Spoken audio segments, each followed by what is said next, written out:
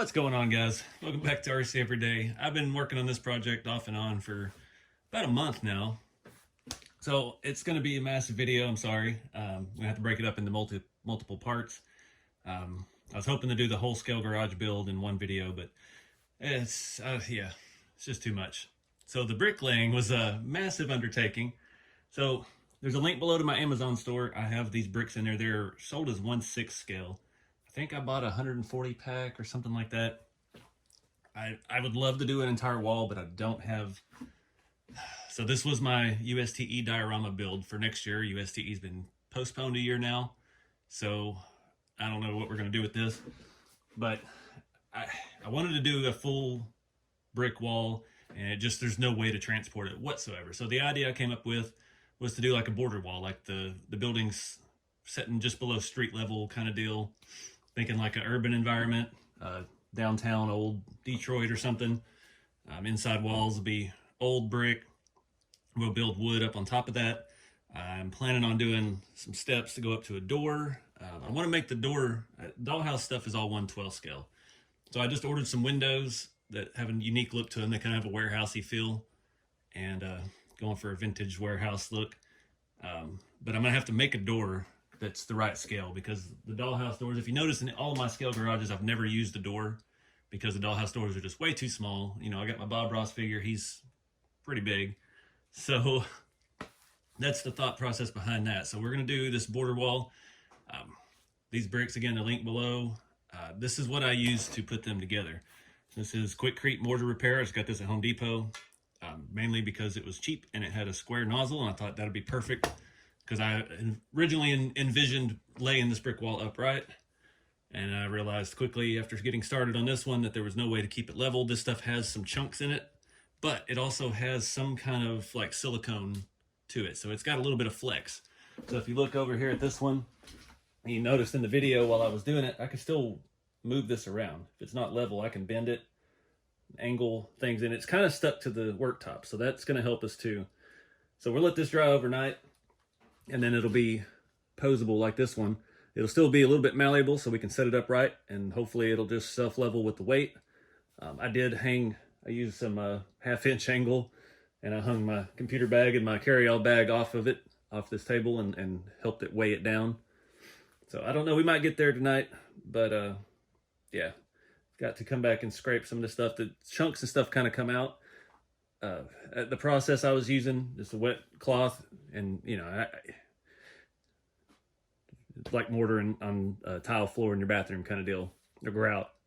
So I was just using a wet cloth, trying to get it off the face of the bricks as much as I could, and it also worked it down in more evenly in between the bricks. It's very far from perfect, but I think it's going to be perfect for the look I'm going for. You can see there's little chunks of it everywhere, so we'll have to definitely do some cleaning once this dries. But the layout for the shop is going to be similar to what you're seeing. We're going to do 2 walls this time. My previous shop over here, I'll show you. I did a wall in 2 halves, basically. It's very difficult to get good photos in there. So I'm going to go 2 full walls, trying to find a corner to put this thing, because I don't have any space in there. But I want to, you know, be able to get better pictures of the rigs. This one, it's cut off on half a wall pretty much on all of it. And being that it's only 2 by 2 foot, makes it a little bit challenging with bigger trucks, especially like that square body. You put any crawler in there, it's really hard to see any of the details. So that's what I'm thinking with this one.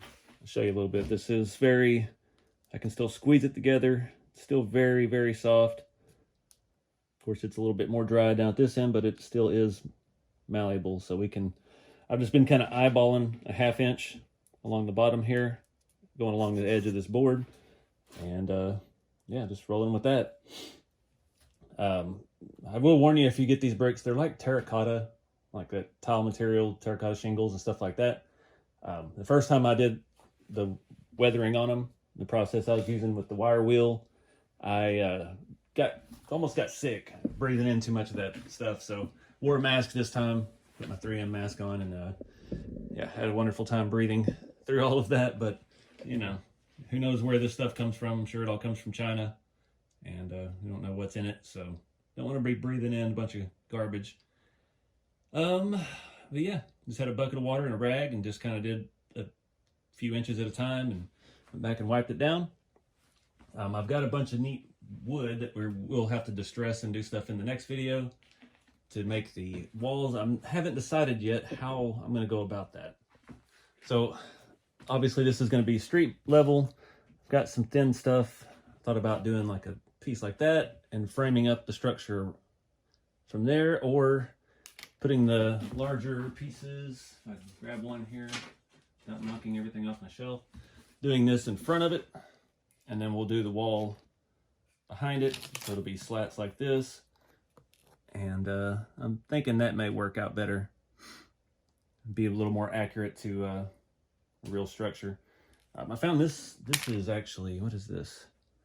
It says poplar, but it's, I think I got that at Hobby Lobby, or maybe it was Home Depot. But it's got a dark finish to it compared to the usual stuff I use. It had some different shades, so of course I knocked everything off the shelf. I picked up a bunch of variety because you don't want it all to look the same. I do need to get some different stains. I'm gonna try some different stuff. I'm not 100% sure yet if I'm gonna do the wall like I did on the last shop. That was 100-year-old hardwoods I bought off Etsy. Guy cuts them to whatever size you want. They're just like millings left over from a 100-year-old lumber mill, which is kind of neat. So I don't know yet. Still a lot of unknowns, but got this part done. Hopefully later tonight I'll be able to angle them up, see how the corners are going to meet, start thinking about structure. Another issue I'm running into here, I cheaped out when I originally started doing this.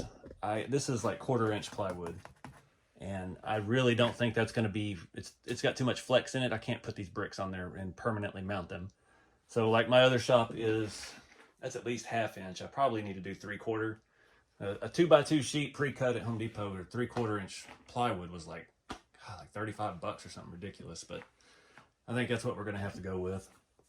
I want to do something different on the floor of this shop too. You see, I painted this one already in the beginning of the video. I just used primers and silvers and everything shades of gray that I had. And we've kind of ruined this piece now doing our masonry work on it, but I'm thinking about trying to do an actual like epoxy pour of the floor, and that will help our edge around the bottom of our bricks as well. It'll kind of tie everything in, smooth transition. Never done that before, so yeah, if you've got any experience with epoxy, let me know, because I know it's multiple parts. You mix it. I don't need much at all if we're only doing 2x2. So I know I got to figure out how to mount my bricks. I probably have to build the sidewalls, and we'll attach our 4x4 beams through the floor with nails, and then pour the flooring over it. We'll have to make another little wall on the other two sides. So I don't know. I want to try some new stuff, but I'm rambling on and on. Get the gist of it. Stay tuned for part 2, and yeah, keep it scale. Get out there and do something fun, guys, and I'll see you in the next video.